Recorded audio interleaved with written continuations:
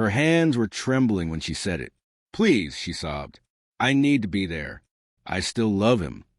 That one word, asterisk, asterisk, still, asterisk, asterisk, tore through my chest like a slow, deliberate blade. We were standing in the kitchen. My keys sat on the counter, right beside her glowing phone. The screen showed a message. Her ex-boyfriend had wrecked his car, slid into a ditch.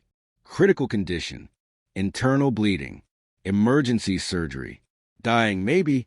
She read the message like the world had stopped turning, like her lungs forgot how to pull in air.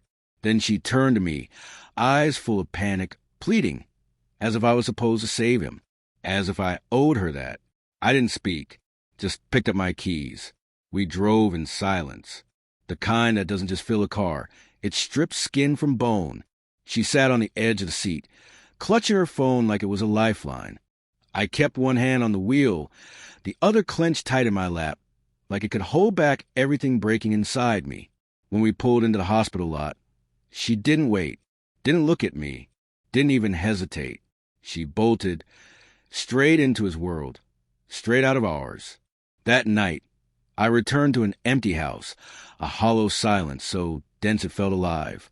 I packed a bag, just one. No drama, no broken plates or slammed doors, just the soft rustle of fabric and the sound of my heart folding in on itself. I left a note on the counter. "Don't worry, he can have you now. Asterisk, asterisk." Then I walked out, locking the door behind me like I was sealing a tomb. But it hadn't always been like this. Once, she used to laugh in her sleep, soft little giggles that made me turn toward her in the dark with a smile of my own. She used to kiss me like I was the beginning and the end of her world. She said I was everything, said the kind of words that shape futures. And I believed her. Every single lie dressed up as forever. Even when I noticed how often she smiled at messages I never got to see. Even when she went quiet the moment I walked into a room mid-text. I told myself it was nothing. I fed myself excuses, paranoia, insecurity, overthinking. Until doubt clawed its way back from the grave, I buried it in and started whispering in my ears. I still love him. Not loved. Not past tense. Still, as in asterisk right now star. As in asterisk always star. As in asterisk you were never enough asterisk. But I didn't explode. I didn't yell. She expected fury. But I'm not who she thought I was. I'm worse. I didn't look for dirt. I looked for truth. Her phone was easy. I'd always known the password. For years together, and she never thought to change it. Trusted me completely. Even while betraying me in silence. I found the messages quickly. There weren't many, but enough. Enough to trace the pattern. Enough to read the real story between the lines. She missed him. She dreamed of the past. She still wore his sweatshirt sometimes when I wasn't home. He missed her too. Said he never stopped loving her. Said he didn't even know she was married. That was the punch that knocked the air out of me. She told him I was just someone she was seeing. For years. A ring on her finger. Just someone. I didn't confront her. I played along. Morning coffee. Shared meals. Her laughter, now brittle and hollow, a mimicry of joy long dead. I moved silently. Carefully. I spoke to a lawyer, quiet and clean. Had every message printed, time-stamped, cataloged. The lawyer smiled when I handed him the folder. Then I moved money. Accounts she didn't know existed. She always said I was too frugal. Now she'd understand why. Every dollar pulled away from her reach like a rug under her feet. And then I waited, like a snake under floorboards. Motionless. Patient. Then came the crash. Then the hospital. Then her confession. And then my opportunity.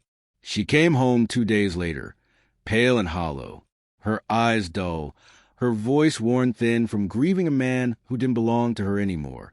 She opened the door to a different house. No keys on the counter. No coat by the rack. No shoes at the door.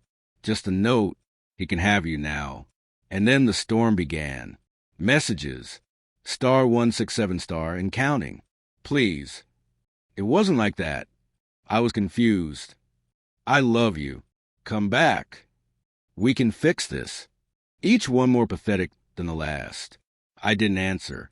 I didn't need to, because revenge isn't always screaming and slamming doors. Sometimes revenge is absence. It's the echo of your betrayal bouncing off the empty walls you built with your lies. It's someone seeing you, truly seeing you, and walking away without a single word. 2 weeks later, she called my mother. Big mistake. My mother already knew. She asked how she could reach me. Mom said, "You can't," then hung up. I sent the divorce papers the next day. Pre-signed, ironclad, a clean cut, no ceremony, no loopholes. She never responded, not with words, just silence. Finally, and him, her ex, he survived. He recovered, but he didn't want her. Turns out he had someone else, a fiancé, one who stood by his hospital bed while my wife waited in the hall like a shadow, like a stranger, like a fool. She gave up everything for a ghost, and the ghost had already moved on. Now she sits in the wreckage, alone, unwanted. Her calls have slowed. Her messages are quieter now, drier.